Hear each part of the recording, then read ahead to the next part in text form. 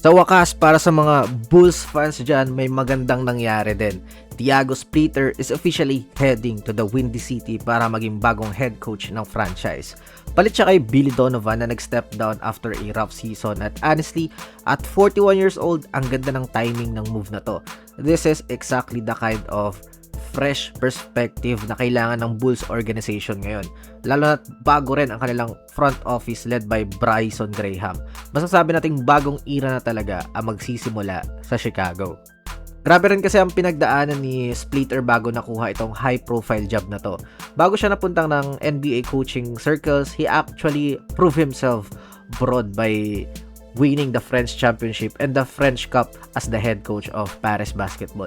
At hindi lang yon, bit-bit niya rin yung championship pedigree niya nung player pa siya under Greg Popovich sa San Antonio Spurs way back 2014. Kaya pagdating sa basketball IQ at winning culture, alam nating solid ang background ng tao.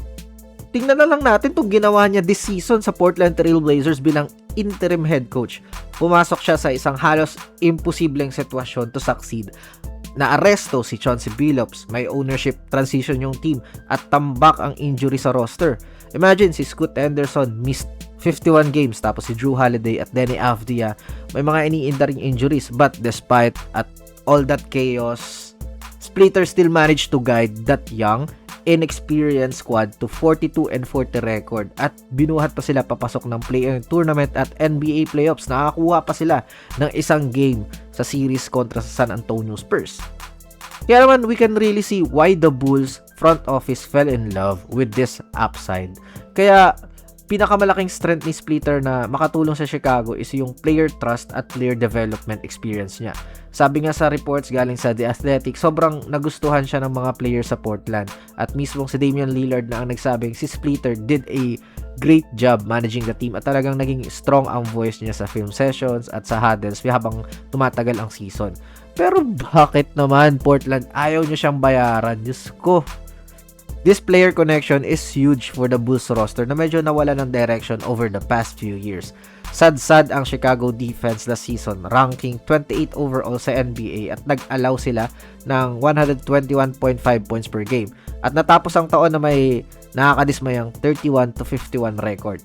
Thiago Splitter knows how to communicate with modern NBA players, and having worked in player development sa Brooklyn Nets at under Ime Udoka sa Houston Rockets, handa siyang i-rebuild ang floor general mentality ng team na to. But of course, let's be real, hindi naman magiging madali ang lahat, and there are valid concerns na kailangan niyang ma-address agad. At isa sa mga dahilan kung bakit hindi siya nakuha ng bagong Blazers owner na si Tom Dundon for the permanent role ay dahil bagsak ang Portland pagdating sa execution. They rank last in NBA in turnovers, nag-average ng 17.3 turnovers per game, at sobrang hirap sila sa late game execution, lalo na sa mga inbound plays after timeouts. Kaya pagdating sa Chicago Bulls, his first season will be heavily judged, hindi lang sa kung paano niya makukuha yung loob ng locker room, kundi paano niya gagawing mas malinis ang laro ng Bulls.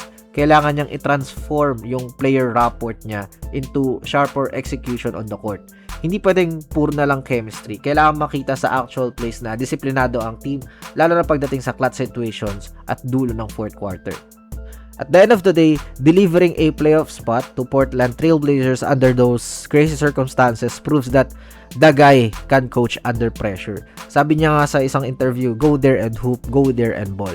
If he can instill that same confidence sa Chicago Bulls habang inaayos yung kanilang defensive rotation at tinutulungan yung player development ng kanilang young core, ang ganda ng future ng Bulls. This is a high risk, high reward hire.